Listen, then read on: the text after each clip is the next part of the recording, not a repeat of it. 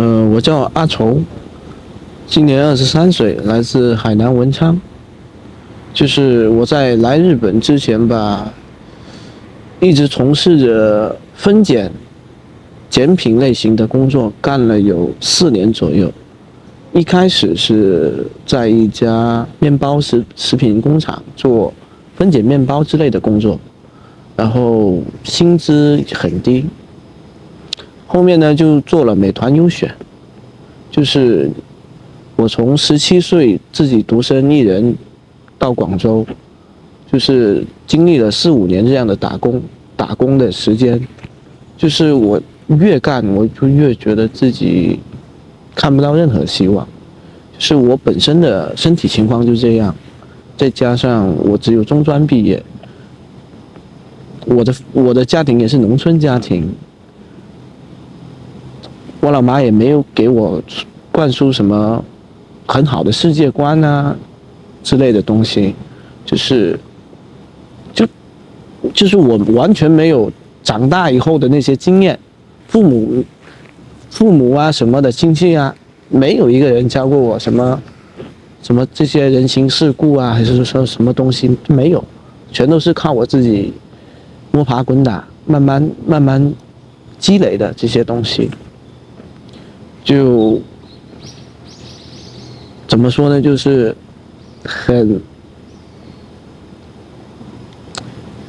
就是那种很压抑，就是你对未来很迷茫，可能也许迷茫是我这个年纪特有的，就是每个人到了这个年纪都会有的一种迷茫，可能别人可能会有父母的这个疏导，父母的这个可能就是说会对他未来有一些规划，他可能也许知道他未来该走怎么样的路，可能就是这样。我对未来没有这些规划，所以我很彷徨，就很迷茫，很害怕自己到了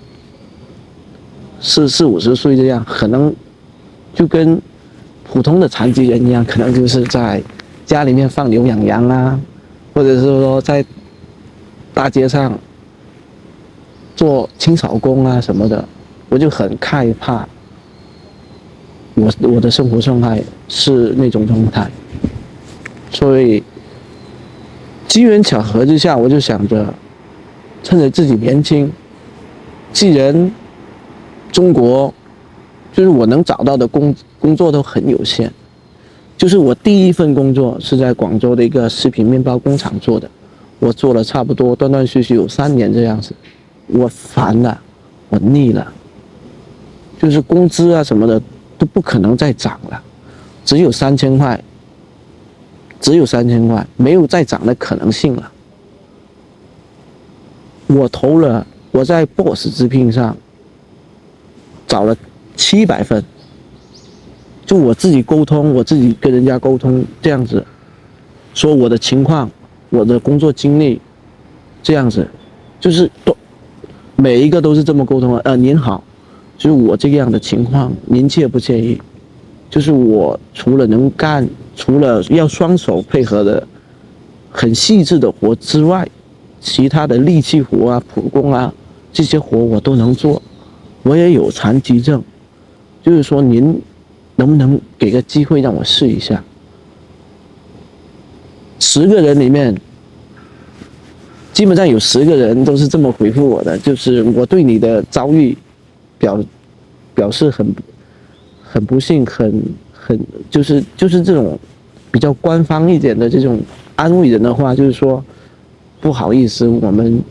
实在不需要，祝您找到更好的工作。我得到的回复都是这些，就是就是一直都这样子，这种类型的对话700多份，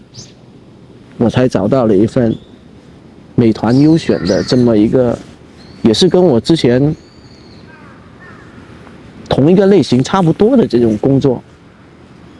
就是这一次跳槽使我明白了我的状况，在国内就是我已经看到了这种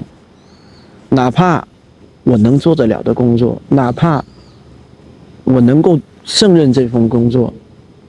我照样做不了，照样不会给我机会。所以我就想着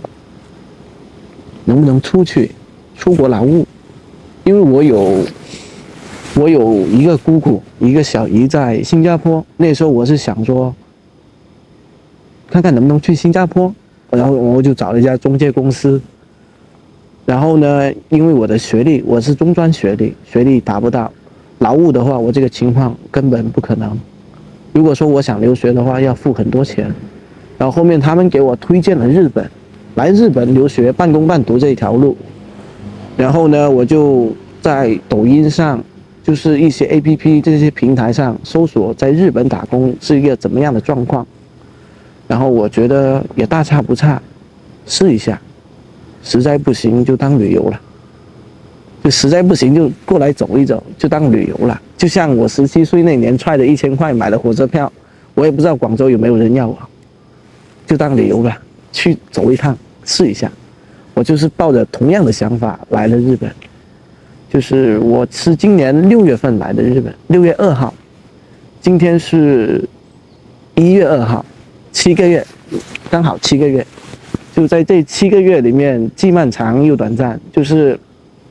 我是孤身一人，我没有任何亲朋好友，我也没有任何的语言经验，就是学习经历，就是在网上网课上了3个月，是21年7月到9月这3个月的学习经历，只有这个3个月的学习经历，就刚入门，刚学会50音图而已。然后呢，就是这样的经历来了日本。就是我来的时候呢也很穷，就是我来日本不靠任何人，就单纯的靠我这4年做的这份那2份活的钱攒下来的来的日本。就是我交了中介费，交了半年的语言学校，加上飞机票，差不多花了5万块钱吧，来的日本。就是这样子来的日本，就是全靠我自己。然后来了这边吧，我来了这边待了3个月以后，我才有的现在这份工作，开叉车的工作。就是在那3个月份，在那3月里面，我没有一天是睡好过的。我每天都在想，我能不能留在日本，我能不能找到活。我每天都在想的都是这些问题。就是我加了20来个群，就不过比上一次 Boss 之病上有700份来讲还少了，就谈了差不多有200个人吧，差不多200个，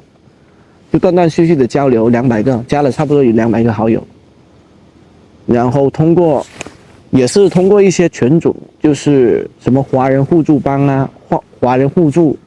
什么东京华人互助群这样的一个群组，这种类型的，我把我的情况，我的年龄，我的情况，就是让他给我发求职信息。然后呢，有一位东北的大叔打电话给我，说你这个情况吧，也挺可怜的。他的儿子刚好是科长。他自己承包了一份业务，也是刚好是科长，也是老板的这种类型的，他们也缺人。然后呢，可能看我的情况呢，他也挺有感触的，就打电话过来跟我讲，说你这个情况吧，也挺可怜的，我也挺想帮助你的，你来试一试，你来试一试，能做的话，咱就好好干，做下去；不能做的话，那就再说。就是这样的情况下，我就去应聘了。然后人家看了我这情况，也让我试一试，就是还好，就是很多活，就像我之前所说的，很多活我能干，只是缺一个机会而已。在国内没有人给我这种机会，很少很少，有是有，但是很少很少。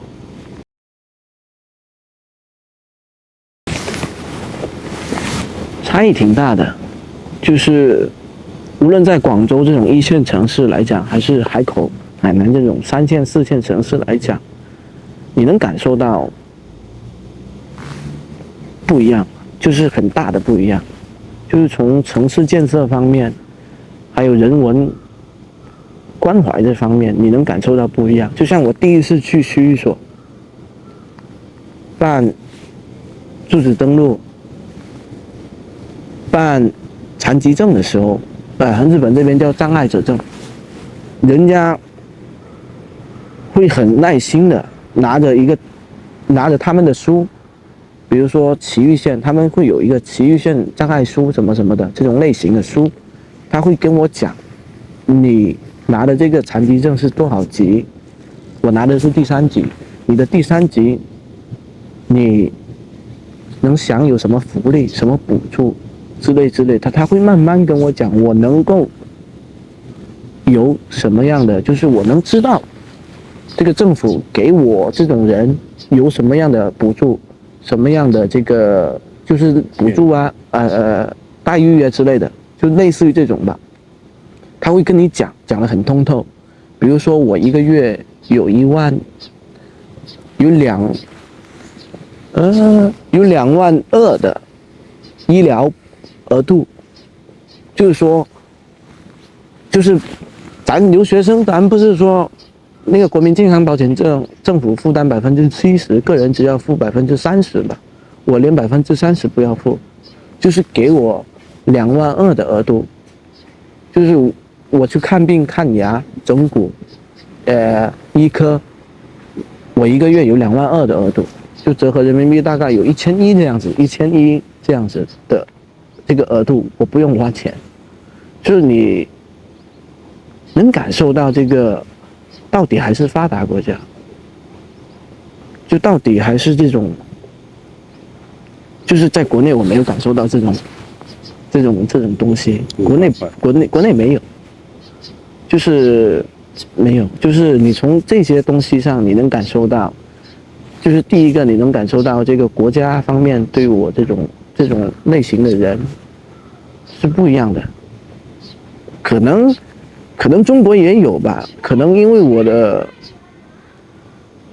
我的信息不够，可能也有，但是不如日本来的更直接。还有一个就是人对我的，就是在国内吧，可能就是说大家看到我这种异类啊，就可能大家也不是说有什么恶意，可能就是说哦，就是可能会多看一眼，多停留个几秒。就是我长这么大了，我心里面已经很坚强了，我已经无所谓了。但是呢，从根本上你还是感觉到日本人这边的话，他们就看一眼就收回了，他不像中国人，你走过去他这个眼神还能跟着你看几秒，就是好奇的心啊，对，就是可能就是我也不是说他们的那种眼神是不好，我只能说从这一方面上我感受到这个，就是可能是尊重也好，可能是把我当作一个正常人也好，可能是他们日本人本身的性格也好，就是让我觉得很舒服，就还行。还有一些就是考摩托车证，原付嘛，就类似原付嘛，人家会跟我讲，你要考可以，只要你能开，那我们愿意给你考，只不过你得提前预约，我们得派特殊的人过来，就是就是那种监考嘛，就是可能在中国人家一看我这个情况，第一关就过不了了，健康体检过不了了。就是我之前也想考驾照，就是我去到驾校，人家看我第一眼，你这个过不了，不好意思，不能考。可能其实是能考的，就是他直接拒绝我了。其实我那时候年纪小，我那时候才19岁，可能我就以为哦不能考，其实也能考，那个什么 C5是吧，也能考，但是我不太清楚。但是这边的话，他是这样子的，你去到一个驾校，如果说你不能考，或者说你能考的，就是说可能你需要特别办理啊什么的，他会很仔细的告诉你，有什么途径，什么程序。就像我考叉车证，我现在是在一家物流公司嘛，做开叉车的活。就像我这种情况，可能在国内人家一看你这种情况，可能也开不了了，也考不了了。但是日本人在这边的话，他一看我这个情况，首先他不是说第一眼就是拒绝，他就会看了一眼，然后呢问我，而不是以他们的这个意识来判断我能不能考，是尊重我的意识来问我，你这个情况 O 不 OK， 能不能考？我说能，那人家就直接说那 OK 可以考，就是从这一方面让我感受到哇，还是受到了一些正常对待，对，正常对待，就观念上的不同，思想上的不同，角度上的不同吧，就让我感受到哦，还蛮 OK 的，可以，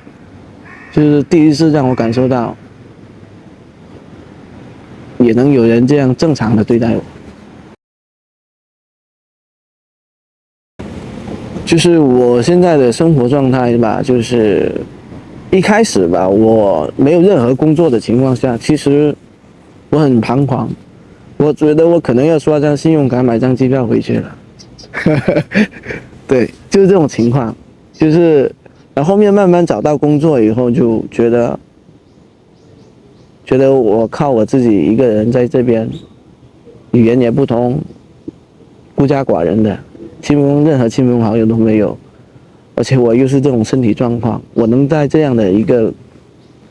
地方，这样的一个国家能够自己生存下去，我觉得还是特别好。就是我现在赚的也不多，一个月19点多万吧，快20万这样，就是刚刚好能够学费、房租、生活费。能够收支平衡，可能还会余那么一点点，就是这个就是我的这个收入情况。然后我现在的生活状态的话，就是很忙，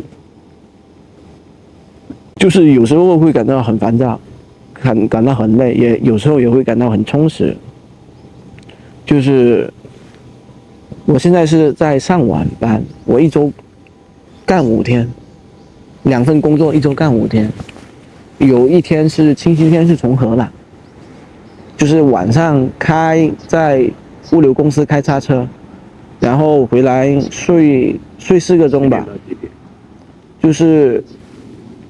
10点，晚上10点上到6点，中间有1个小时休息，然后回到家的话，洗完澡吃点东西的话，估计8点半9点这样子了，然后睡到12点。睡到中午12点，我就赶着坐电车去学校，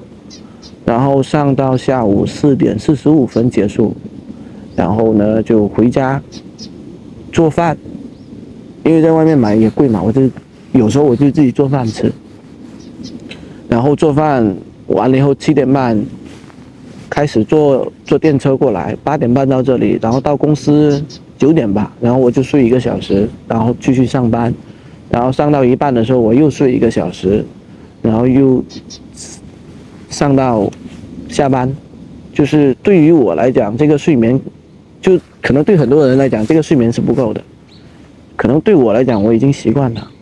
就可能一方面是因为我年轻，一方面是可能就断断续续的这样休息，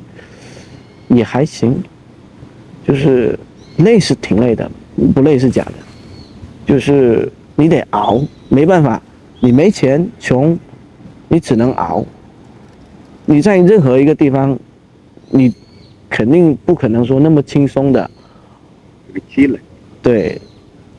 在任何一个地方，全球任何一个地方都一样，你肯定第一初来乍到，你想要在人家这个地方生存下去，想要融入这个社会，想要过得好一点，那你前期你没有钱嘛，你只能熬，你只能过这样的生活。还行，好歹有个盼头。那你觉得国内你没有盼头，你来这为什么觉得有盼头？就怎么说呢？我以前不怎么好好学习，我挺后悔的。就是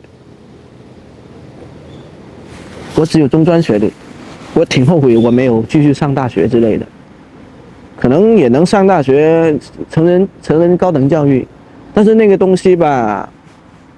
你政府承认，但是社会不承认啊，没有任何的含金量。我来到日本的话，我后面就是中国不是要全日制嘛，就是应届嘛，才能去参加大学呀，什么什么之类的。日本就没有这种情况，你无论你多少岁，你只要想升学，他不管你应不应届，你都能去上。就这一方面，就是让很多少年时期不好好读书后悔了，想要提升学历，这一方面是很不错的。打个比方，以后我想读大学，我现在就可以读大学，而且是正儿八经的，国内也认可，就是这么个情况，就是你能感受到制度的不同，对，就是这样子。